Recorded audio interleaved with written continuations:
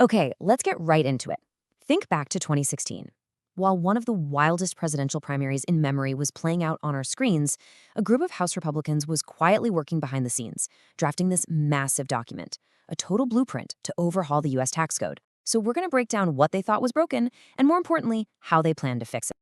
So you might be asking, why then? What was so special about 2016? Well, the authors of this plan argued it was another one of those historic moments. A critical fork in the road where the country had to decide whether to finally fix a system they believed was just fundamentally broken. And to really sell this point, they reached back 30 years, right back to President Reagan. This quote, this was the rallying cry for the last massive tax overhaul way back in 1986. And their argument was pretty simple. That old feeling, that sense that the system is rigged and just impossibly frustrating, it was back. The whole premise of the paper was that 2016 felt just like 1986 all over again.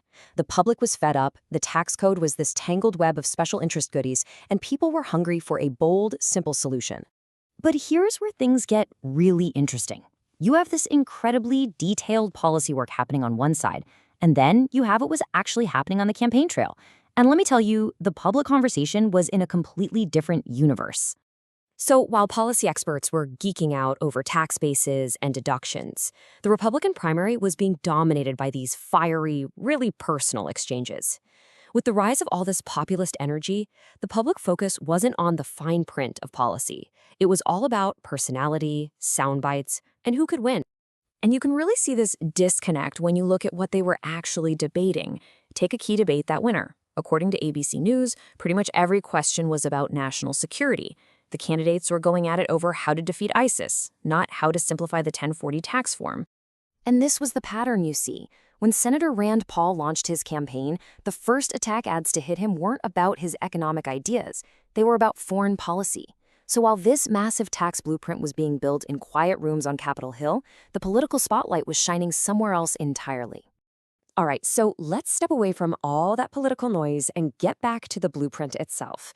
It all started with a pretty stark diagnosis of what the authors saw as a deeply, deeply broken tax code. Their first piece of evidence, get this, the sheer size of it all.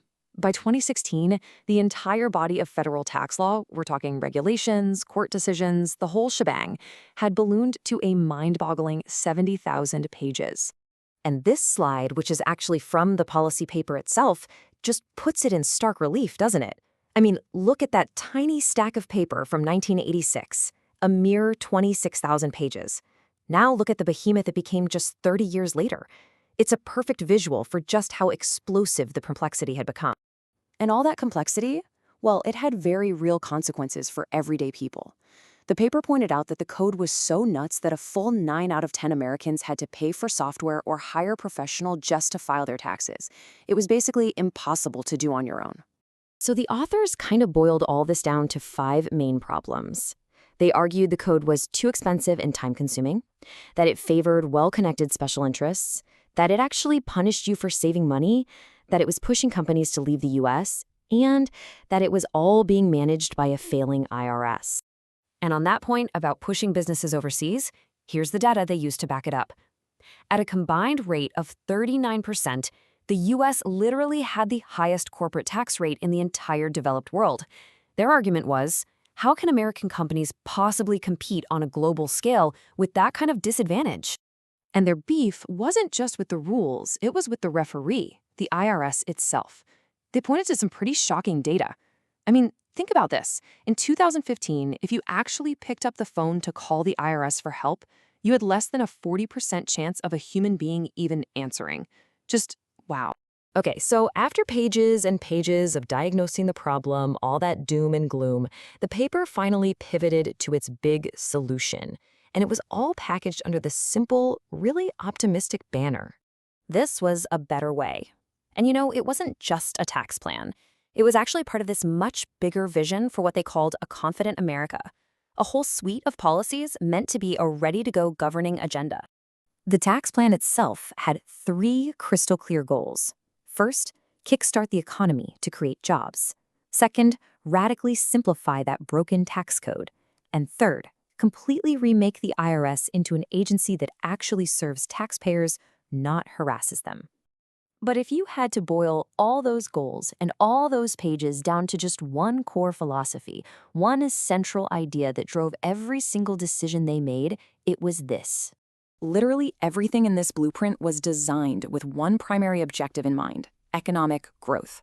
You see this tagline, "Built for Growth," again and again in the document.